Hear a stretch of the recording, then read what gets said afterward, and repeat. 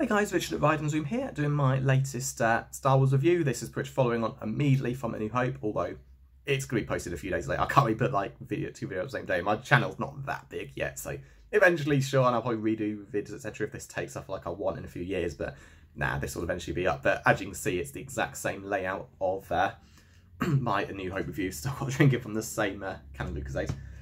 So yeah, before I start, I'll just do a quick shout out to this book. This is just the current New Jedi Order book I'm reading. I won't really mention it at all because it's just about the original trilogy, but let's just say one thing. New Jedi Order does a great job of continuing the story from the films. I've got plenty of other NJO books out there. I've got future ones like Legacy of the Force, the Thrawn trilogy, Jedi Academy, all these great books, and yeah, they do a great job of continuing the story on, but I won't mention it anyway. But I'll say one thing, of the NJO, so far, Traitor is book 13 out of 19, and it's, I don't know if it's my favourite yet. It's certainly up there. You know, book 1 is a great one, same for Balance Point as well. But yeah, I'll do an eventual review of all 19 of them, like a quick summary of which ones I like best, etc. But yeah, anyway, just anyone who's watching these and hasn't read any of the books, highly recommend it. Again, spoiler for Disney Star Wars here, it sucks. The sequel trilogy is the most badly thought out one I've ever seen. Like,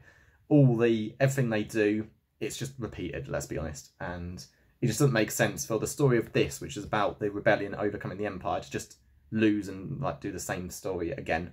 It's dumb. They wipe all these great characters, and yeah, if you really don't like Disney Star Wars, then the books like the NJO are pretty the perfect way to enjoy the story. But yeah, see plenty more books there, but don't start the NJO. Read everything else, starting with the Thrawn trilogy or the Rogue Squadron trilogy. But yeah, on to episode 5 now. I could go on about those for ages, so it'll just drag the video out, so better not.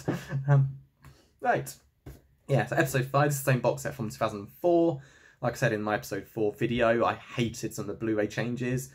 There's some good ones. Darth Vader's lightsaber goes a bit too pink in this, and it's proper red in the Blu-ray, and I'm pretty sure that's the version more or less on Disney+. That's great.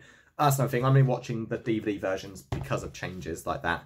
Again, stick with physical media simply because you don't know what edits you're getting. Like the latest A New Hope edit is Greedo saying McClunky before him and Han shoot each other at, I think, the same time. It's like, seriously, what? I love the changes George Lucas made, like changes to dodgy special effects, like Darth Vader's lightsaber not being pink, being red, for example.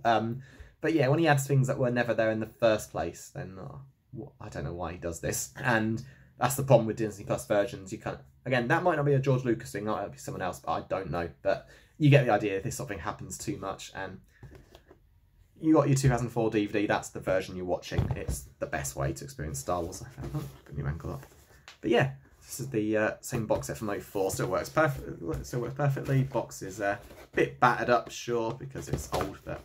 And it didn't help when I opened it for the first time in 04, I didn't realise you just slide that bit out. I was trying to actually open it there, which was a very dumb idea, but oh well, I was just too excited to get into the box set, I guess. But yeah, Empire Strikes Back, again, not really much to say in this, because everyone who's watched this video has probably seen it. Some people have seen the films, know what it's about, the Empire. Their Death Star was blown up, but of course, they're not beaten. God no, they're like the government of the galaxy. They've got unlimited troops, all the resources they need. There's no new Death Star. I mean, this is, even if it's 3 years later, they could have built one, sure, but no, it's just they've got their Star Destroyers. They've got like the great weaponry, and yeah, it's a good follow up. I mean, The Empire Strikes Back is a bit of a bizarre title as well. It's kind of like, well, what do you think will happen? Of course, The Empire Strikes Back. They're not going to just be beaten. Why not, like, I don't know, the Last Jedi, Rise of the Jedi, something like that. But no, I don't mind. It's an iconic title, but I do wonder what the alternative titles would have been. So yeah, on to this really. Can't think of any like major changes to the DVD for Empire Strikes Back really. Obviously improvements, like there's a good exterior shot of Cloud City. Bespin looks pretty nice. There's probably like an improvement. But yeah, really the main plot of this story is it's a few years on. Luke hasn't really done any more of his Jedi training because he's got to clearly help the Rebel Alliance. He seems to be the leader of like Rogue Squadron. I think that's what they are.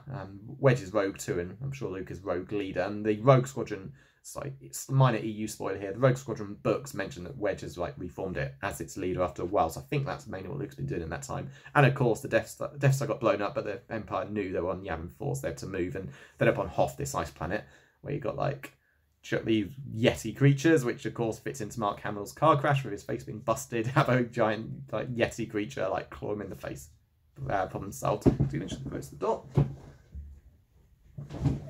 My dog has just got back in, so I'm sure he'll be trying to get attention and coming in here in a moment. So yeah, they're on there. Empire attack the planet. Darth Vader's obsessed with finding Luke because he wants to turn him to the dark side because he's like sensing his Jedi powers. But yeah, Obi-Wan is gone, so he thinks Luke's got no way of like being trained. But he has no idea, and that of course leads us to the character Yoda, who honestly thought in 97, 1980, 2004, 11, whatever, Yoda would be this little green creature. You just assume that, okay, not all Jedi are human, but you'd be more like humanoid, like the Twi'leks, because obviously Luke lived on Tatooine, plenty of like non-humans there. So yeah, just seeing Yoda, this little green creature, master puppet as well, great actor as well, doing the voice and the puppeteering, is this like, you know, being filled with force power. Yeah, he's absolutely great. You just never see it coming, and yeah, he's a great character. It's just great watching Luke struggle with the force, not believing what he can really do, and Yoda showing him how it's done.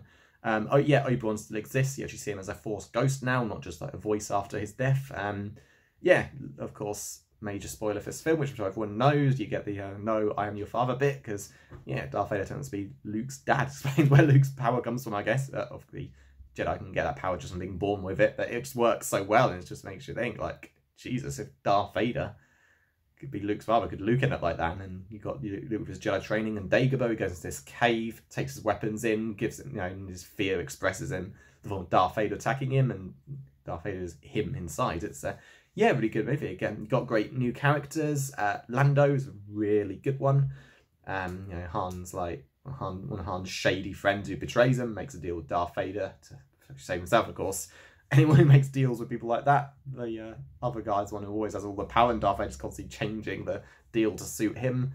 So yeah, Lando realises what he's done wrong when Han is handed over to Boba Fett, because that's not what Lando agreed to, but it happens anyway, because again, Darth Vader just does whatever he wants. So yeah, he does the right thing, they all escape, but yeah, it's a good, grim ending. Like, Luke gets his hand cut off and finds out Darth Vader was his dad. They escape to where the rebellion are. That's you know, Han imprisoned, you know, taken off to Jabba the Hutt. There's a bit of hope in the end. Luke's got, you know, a new hand built, and unlike, it's a nice example of how the technology's improved from the prequels there.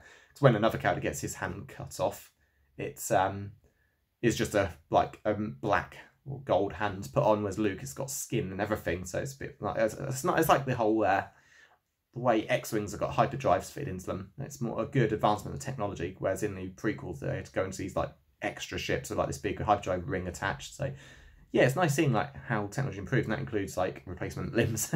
So yeah, hope, bit of a grim ending, but there's still hope for the next one. So yeah, that's pretty much it. Again, not really much to say. I feel like Matt and Trey and those South Park mini commentaries where I only talk for a couple of minutes because really just not much to say about these. But yeah, those are things I liked. Yeah, really good film, and I'll be watching Return of the Jedi next week, so I'll do a review then. So until then, thanks. Please like, subscribe, and I'll see you next time.